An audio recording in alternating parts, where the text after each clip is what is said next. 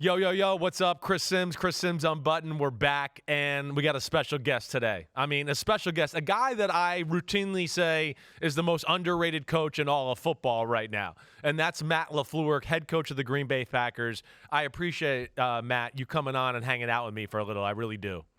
Well, that's kind of you to say, Chris. Well, it's the truth, and I do say it all the time. Just the situation in which you took over in Green Bay was not the easiest, with an entrenched superstar quarterback in Aaron Rodgers. Of course, the drafting of Jordan Love and all that, the transition from that, being in the playoffs still. So I will say it for you. I do. I wax poetically a lot about what you've done and what you've accomplished there in Green Bay, and I do want you to know that I'm in your corner that way, for sure. I appreciate that. We got a lot of good people here, so it makes it easier. I know that, and you got that because of you. But all right. So we ask the hard hitting questions here. All right. First thing I want to know: how often do you get your hair cut and get your beard trimmed? God, that seems to come up a lot these days. People are so interested. I'm Or at once least, every 2 weeks. Like that's me. yeah, I would say it varies. So, like in season, every Friday. That's just part of my routine. It's every Friday. In the off season, I would say it's more, in that 10 to 14 day window. Right. Right. So And you go when the I season. haven't had one for a week. So Oh if that damn! tells So you. it still I looks was going. it looks high and tight. So you're I was doing all going right. really. I was going really tight. I've transitioned to that bald fade. Yeah, So yeah. Hey, I'm with you. So great minds think alike there. So Friday, you got somebody that's coming into the facility and edging we you up, or do. do you get out and go to the barber shop somewhere? Now I got a guy hand can. He comes into the facility and he cuts a couple of us. He cuts Jeff Halfley as well and a couple of our other coaches. But the bald fade, it hides all the grays that are coming in. So that's why I've gone that route. Yeah, no doubt. Just do one thing for me. Don't start dyeing your hair and have a fake dark Yep. beard and all that stuff. Okay, none of that. I, I've gotten accused of that, but I promise you, there's none of that going on. No, I know. I know you wouldn't do that for sure. All right, so getting into some football questions a little. The schedule comes out last night. What's the first three things you look at when you start to see what lays out in front of you in 2025? Well, for the first time in my career, we open at home. So I don't know if that's a good thing or a bad thing, but it will be exciting. There's nothing like opening day, in my opinion, in the National Football League. It's got that playoff type atmosphere around it. I should say nothing like it in the regular season, other than when you get to the playoffs. But it'll be a great opponent. Obviously, Detroit's coming in here, and I want to say the last three times they've kind of put it to us. So we got to get ready to play week one, and then it's interesting. You have a real quick turnaround in week two, getting a Thursday night game versus a really talented Washington Commanders team, and then we've got an early bye, which is kind of weird after that Thursday night game, but it is what it is. And my whole thing is you never know how it's totally going to shake out. I know we got a tough stretch down at the end of the season with a lot of the games on the road. Right. That kind of negates the home field advantage of December football in Lambeau. But bottom line, you got to adjust. You got to be ready to play wherever they tell you to play, when they tell you to play, and just be ready to play your best. So you're kind of like a lot of fans are, or guys like me, where you kind of just look. Let me see the start of the schedule. Let me look at away games and maybe some tough stretches as far as scheduling and all of that, right? And you kind of go from there. Are you big into routine? When you look at the schedule, are you a little bit like I see teams like Kansas City and Washington, your week two opponent? I mean, it's a lot of Monday games, it's Christmas, Thanksgiving, all of that. Are you happy to have some consistency on the schedule when you see that come out? Yeah, I think you're always looking, you want to get into that 7 day workflow, I would say. And so for me, I'm always looking, okay, where are our short weeks? And certainly it's week two coming early. There's going to be obviously a lot of preparation that is done throughout the course of training camp, getting ready for that week two game. But yeah, you're always trying to look just where you're kind of short from a preparation standpoint. Right, right. So that's interesting you say that. Week 2, you know you're going to have this short week. You will spend some time in training camp kind of doing some loose Washington Commanders preparation there just to kind of get the team indoctrinated about them because you know you're going to lose some time during the regular season? Well, I think you got to have a general plan. Right. I mean, there's a lot that's going to happen between now and the end of training camp, the end of preseason. So you don't want to get too far ahead of it. But I do think that at some point during training camp, you better be looking into it a little bit just because those Thursday games, they're monsters. Just the turnaround time is fast. We're fortunate that we are starting at home in week 1 and then week 2 to have a home game on a Thursday is a nice advantage. Yeah, right. I bet it is. So week 1 with that Lions game, I'm just interested in your thought here. Yeah, it's great. Ben Johnson and Aaron Glenn are gone, okay, because we know they're really good. But does that necessarily mean it's easier for you? I know NFL coaches. You guys kind of you'd rather the known than the unknown. And now you're going to go, wait, how are they attacking me with this new look? Does that make things a little more confusing with that week 1 matchup? Oh, absolutely.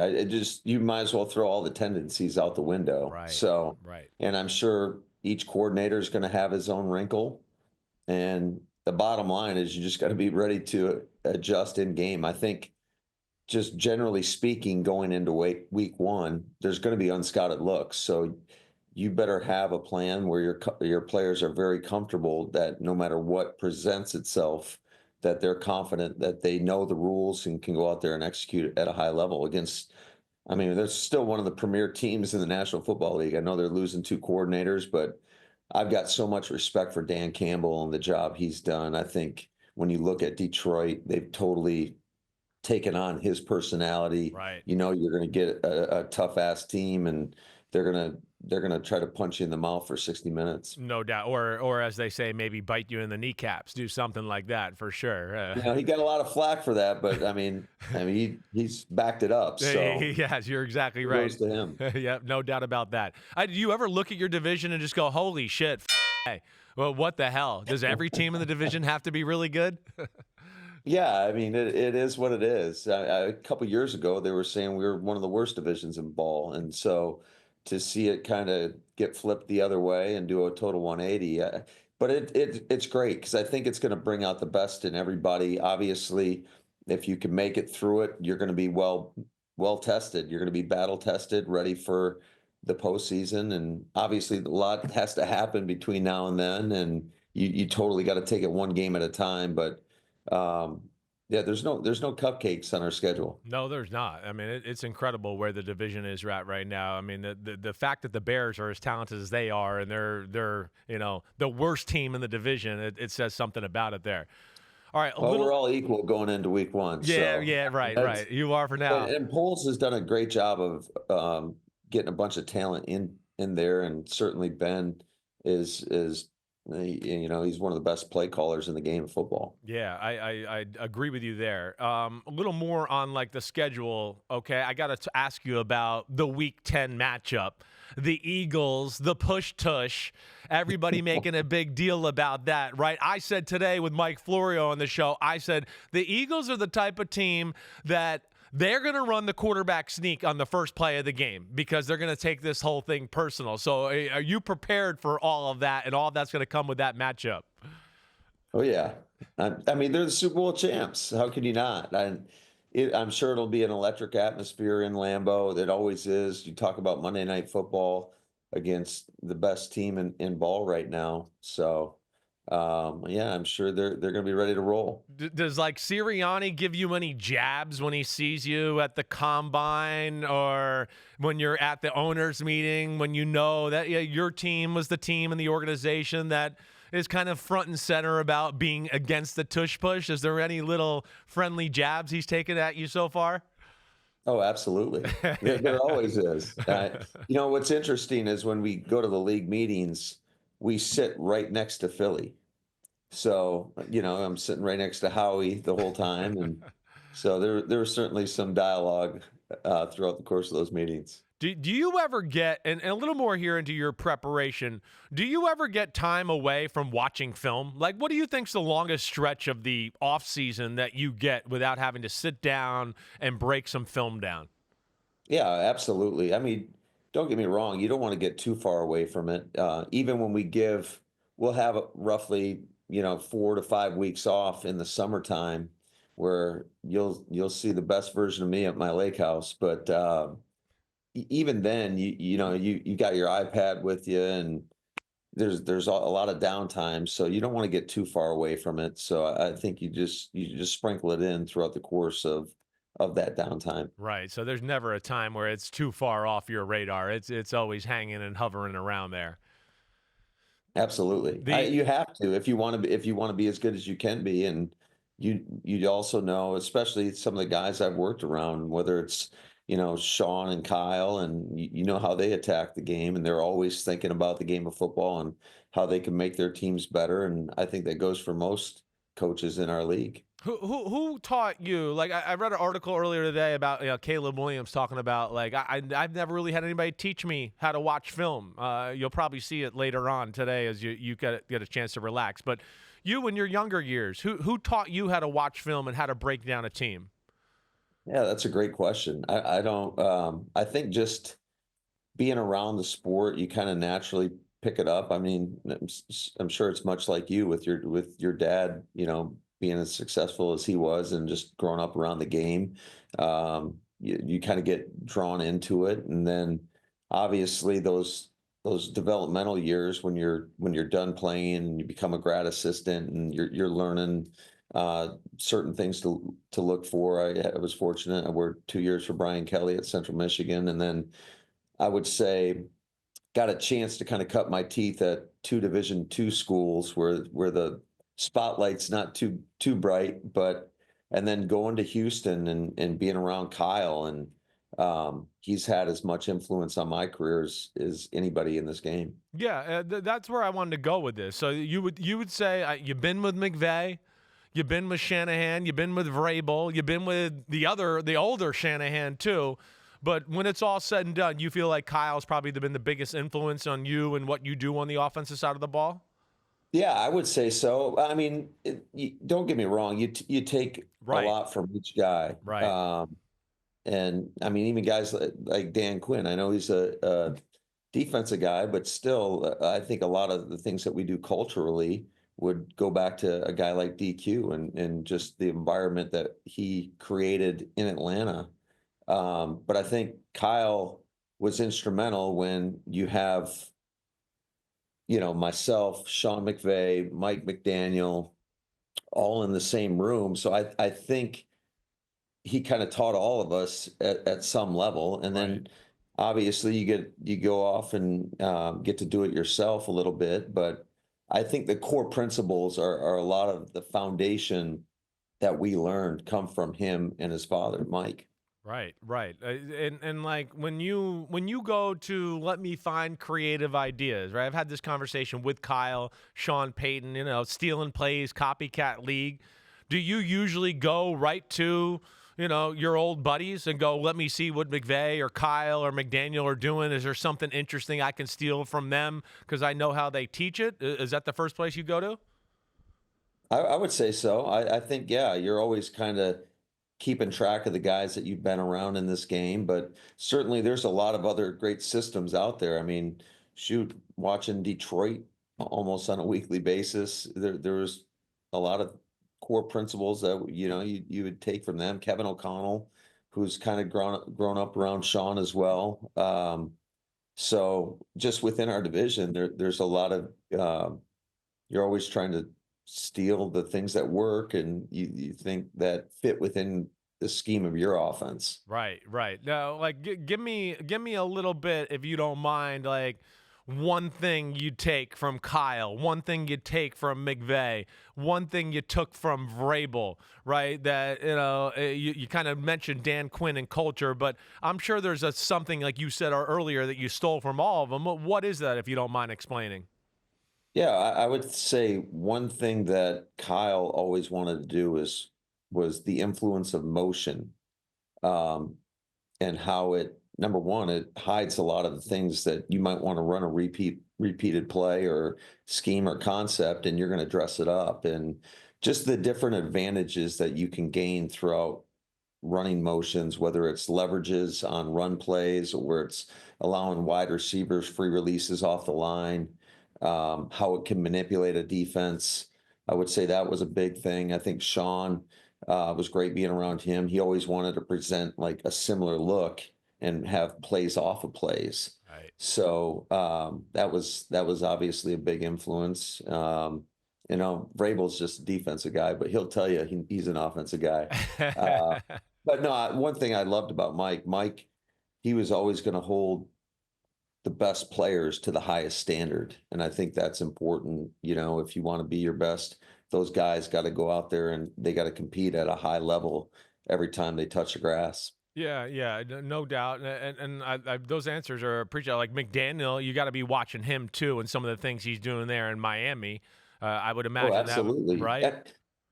Absolutely. I love how he uses the speed that they have and the creative formations that you don't see every week.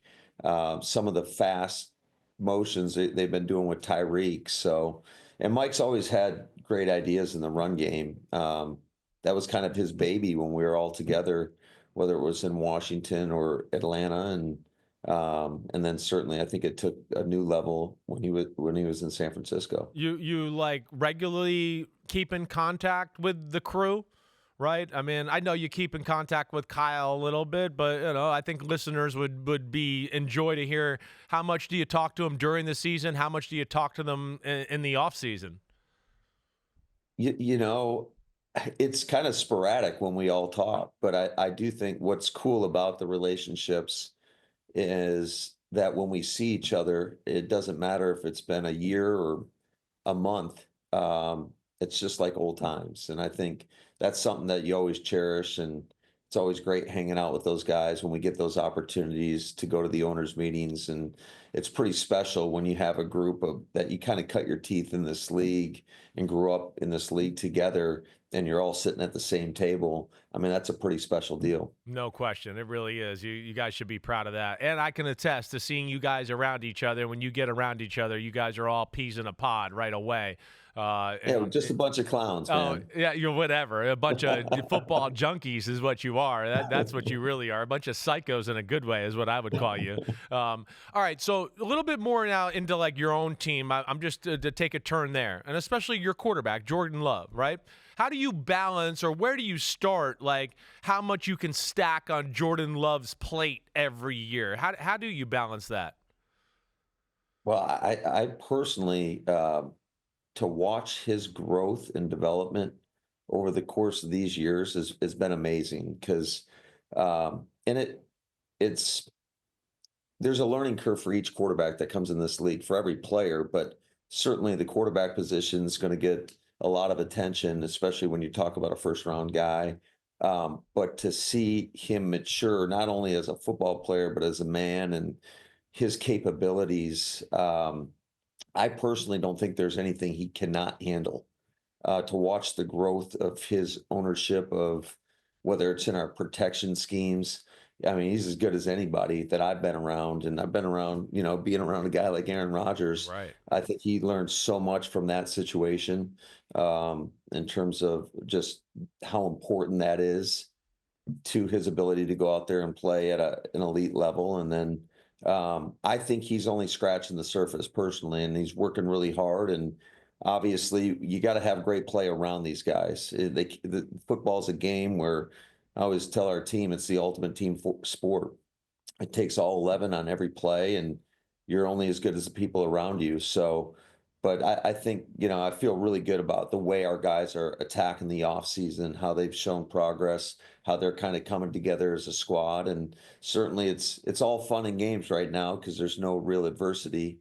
That's when you find out a lot about yourself is is in those adverse times. Right. I mean, Jordan Love, I think, he would say it, you would say it. He missed some plays, maybe didn't play his absolute best last year at moments. Maybe it was the injury, whatever else. But I know at the end of the year, you said, like, absolutely he can do better and absolutely you can help him out, right? So off of that, like, what do you specifically do to coax the best Jordan Love version of himself? I just think it all comes back down to just him understanding the intent of why we're calling every play. Mm.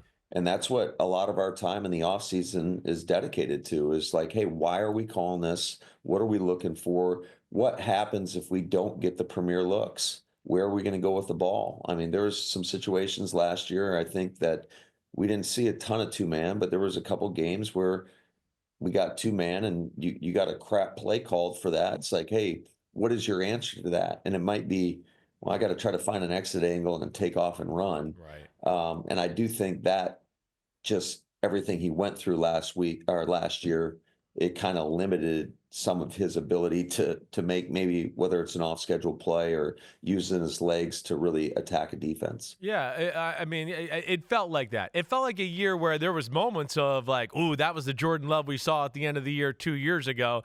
But it felt like there was some plays and throws missed on the field, right? So, like, how do you coach a guy like that a little bit? And, like, what do you get into when you go, hey, wait, you made the right read, it was the right decision, all of that, but it just wasn't the appropriate throw, or you didn't put the ball in the right spot.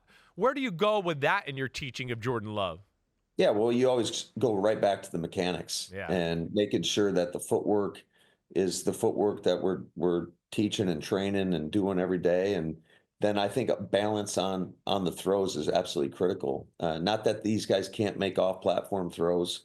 Certainly they're very talented, but the more balanced you are, I'm a big believer, the more accurate you're going to be. So it's just finding that balance. It's doing a lot of drill work that kind of tries to recreate some of those situations that you can get yourself in. And then certainly, just the guys around him have got to be better too. There were some situations where we might have had something down the field, and if we don't make a block or we put the ball in the right spot, guys got to make the plays and they got to come down with the ball. And so again, many times the quarterback is going to get an unfair amount of praise when things are going right, and they're going to shoulder the blame when things don't go right. So, I just think it's a cumulative effect on everybody. We all got to be a little bit better. I hear that. And, speaking of the all, I talked to Josh Jacobs with the Super Bowl, and he was like kind of vocal on our show about, we need a number one receiver. That's what he said. Right. And I'm sure you probably heard about it secondhand or whatever, but like, I heard about it. Yeah. What's your reaction when you hear like, hey, my starting running back's talking about, GM moves and what we need for the football team? Yeah, I mean, I don't know necessarily. I love Josh, and I love what he's brought to this football team. He's an absolute stud of a player, stud of a human, great leader for us. You can always count on him that he's going to be at his best, and he does it every day he's in the building in terms of just how he attacks the day. But I do think I always look at the totality of that room. It's kind of like, and I think I learned this probably from Kyle as well, is just it's like a basketball squad, and you want guys that can do different things. And again, certainly there's a lot of things as a coaching staff that we can do better to put these guys in better positions. But I think ultimately it's about the collection of the group. I love our group. I think they're competing. I think they're going to have. I think hopefully they surprise a lot of people, because I think they're a competitive group. I always love the effort they give on every play. You can always count on them doing the dirty work. They're going to dig out safeties. They're going to make tough blocks. They might sift off the edge, do whatever you ask them to do. And I think I always put it back on us as coaches. We got to do a better job of putting them in position to make plays. Yeah, well, that's big of you. That definitely is. Sometimes they got to throw it right and catch it right too, and that's where I'll stick up for you in that department as well. But all right, so you take Matthew Golden, right? What separated him a little bit in the first round? You take him in the 20s there, but what separated him from some of the guys you were considering at the wide receiver position? Well, I mean, not too many guys are running in the 4.2s, so I think that's a big separator right there. I think just when you look at just and you go back and study him when he was at Houston, then he obviously transfers to Texas. Um, and I think this guy's got big upside, and he hasn't done anything yet, and we got to go out there and prove it. But um, we had him in for a 30 visit. He was very impressive on his 30th visit. The game of football is important to him. Right. And that's one of the things you're always trying to figure out of all these players is just how important is this game to them? Because I think that's how you get guys to reach their full potential is if guys truly love the game of football Yeah. and the process that it takes to be at your best. Right. It seems like that's more of the process this year. I don't know if it's because of the NIL and the money that college players are getting, but I feel like I heard things like you just said right there. Love of the game. He's a junkie. It seems like that's, I don't know, you correct me if I'm wrong, more valued now more than maybe it was 20 years ago in the NFL. Well, I think it's always been valued, but I think just there's other motivators now. Obviously, these guys are getting broke off in college football, and it's one of the first things I told our rookies. What's the difference between college football and the National Football League now? I mean, a lot of these guys have been getting paid, and I was like, hey, there is no portal. So if you don't like your position on this team, you better work harder to elevate so it's undeniable. Right. All right. So off of that, you draft Savion Williams. I'm probably messing up his name a little bit in the third round there. Yeah. Right, Savion. There we go. From TCU. But then the management of players, and this is the thing that I don't think the public always realizes how much head coaches got to deal with. So you draft two receivers and you go, hey, our team's going to be better. But almost instantly, you have a receiver on your team and Jaden Reed, who I love and I know you love too, but is like, hey, what's this mean for me? Am I getting pushed to the side? How do you deal with some of that and those conversations and player management, altogether? Well, I got to say that the first time I saw that, it was a surprise to me because he never once said a word to me. So that's all I can really speak on.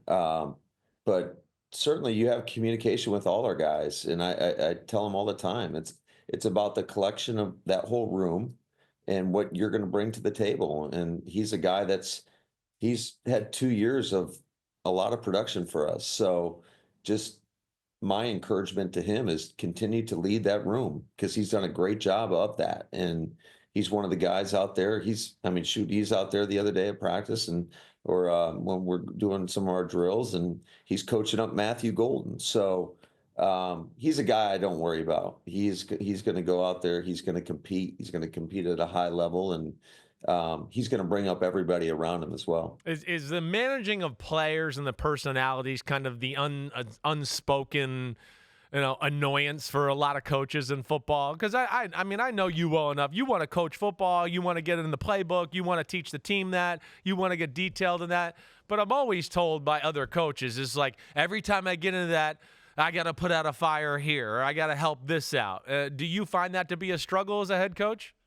Well, I just think you got to be open and honest with everybody in your team, and I think you avoid a lot of that. So certainly, I think it is not always the easiest. You got 53 men on your roster. You got another 16 on your practice squad that all have their own hopes and aspirations. But how can they wrap that around the team success? And fortunately, I think Goody and his staff do such a great job of vetting these guys and bringing in high character people because at the end of the day, these guys have a choice to buy into the team or to buy into individual success. And we've been really fortunate to get a lot of guys into our building that are all about the team. And I hope that continues. Yeah, I hear that. All right, so I got a few questions for you. I don't want to hold you all day, but just on the way out here, I got like 3 or 4 fun ones. First off, you and Ben Johnson, right? How much jabbing at each other when you see each other in person? He's taking a few fun shots at you with a smile, I'd like to add. Like it's not, I don't think totally serious. But where does that relationship stand now that he's your rival here in the NFC North? Truth be told, I don't know Ben very well. So That's just amazing about it. yeah, certainly got a lot of respect for what he's been able to accomplish in Detroit. And, it's going to be fun, I guess, when we get to play against each other. I look at him, you, McVay, Sean Payton, Shanahan, right? The offensive geniuses of football. Andy Reid, he a lot of the times like calls it the lab, right? What like as far as when he finds his crazy plays and formations, what's like maybe the craziest source or idea you've ever come across and stolen a play from? The craziest source? Yeah, like I mean, have you had players come in and say, "Hey, we want to do a pirouette and do a whole little thing"? That's what I mean. No, like but Andy Reid's come up with the crazy stuff from all kinds of crazy places. I just was curious if you had one too. No, but I think just following Coach Reid's lead, I think we need to do that with some of our players because I'm sure they could come up with some unique ideas. So we'll definitely put that on the docket for this Yeah. offseason and All in the right. training camp. All right. Yeah, we'll see about that. I'm throwing the challenge flag. I don't think that's going to happen. All right. Let's say that a former quarterback from the Packers signs with the Pittsburgh Steelers. What will your reaction be? Well, I'm anticipating that happening. Yes, So right. I won't be surprised. You won't be surprised. Right. No, we'll see. I just can't see him not playing the game of football this year, and that obviously makes the most sense. I know that just in our discussions over the years, he's a guy that he's had as much respect for as anybody, as a guy like Mike Tomlin. So I could certainly see that coming to fruition here pretty shortly. What will you remember most, right, about the Rodgers years? And I was going to ask you when you were talking about Shanahan and McVay, but like, just here as a player, what was it like being around him, and what did you learn from being around one of the all-time greats at quarterback? Oh gosh, I don't even know where to begin with that because you learn so much going through it together, to be honest with you. And I think you can't discount a guy of his talent, his experiences, and just the way he thinks about the game. So there's been a lot of things that quite honestly he's helped shape some of my beliefs in terms of how I look at offensive football as well. So I thought it was a great partnership. Certainly there were some moments of struggle in there, but I think anything that when you have people that are convicted about what they're doing and are passionate and care, I mean it's usually for the betterment of the team, and I think that's what we kind of helped each other in that regard. Yeah, no, that was a hell of a run. I don't know what anybody else could be saying. I mean, damn, MVPs, NFC championship games, you were damn good. It ain't that easy to win a Super Bowl. I mean, people act like it's just like picking a cherry off the tree or something there. All right, but you got the Steelers week 8 at Pittsburgh. Who's got the advantage there? You know more about him, or are you going to have to change some signals and some audibles on your side of the ball because you're going to be scared he's telling the Pittsburgh Steelers defense everything?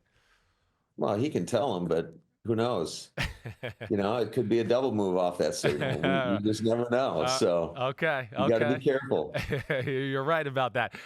You're right. I used to like every now and then when somebody knew my checks because you could play with them a little bit, give fake signals, do that. But something I guess you'll certainly be aware of with him on the other sideline. He's one of the best at doing it, so he better be careful. Yeah. I didn't realize he's so good at that. Is he? I had been told by some people, and I just interested to hear your experience because I'd always heard Peyton Manning was the best at stealing the other team's signals. He was all about that. But was Rodgers like that too, where he'd get in a game and he'd be like, "Oh, I know what the cover 2 signal is, or I know what cover 6 is for them now." Oh yeah, you got to be careful communicating because he picks up everything, and I haven't been around too many guys that can focus. I swear he can focus on like 3 things at once and take it all in. It's pretty impressive when you watch it. Yeah. All right. Well, listen, I don't want to take any more of your time. I appreciate you hanging out with me a little bit, coming on Chris Simms Unbuttoned. We always root for the Packers here. We like Jordan Love, that's for sure. Big fan of yours, man. And seriously, thanks for taking some time out of your busy schedule to hang out. I really appreciate it. Best of luck going forward, Mike. Matt. Hey, that's all right. I That's called my you brother's Mike. name. It's all good. It's all good. Hey, thanks for having me, Chris. I got much respect for you and Thanks, man. what you've been able to accomplish over your career, not only as a player but in your position now. I appreciate it, man. Thanks a lot, man. Lots of good luck to you, and I'll talk to you soon, buddy. All right. All right, man. Thanks, Be Chris. good. See you. See you, buddy. Yo, yo, yo, homies, what's up? Thanks for watching Chris Simms Unbuttoned. And just because the weather's warm, doesn't mean football ain't still on our brains right here. We are still working, so smash that subscribe button. We got all the training camp news, preseason news, everything up until kickoff night. Thanks for watching. And again, remember to hit that subscribe button. Peace out, homies.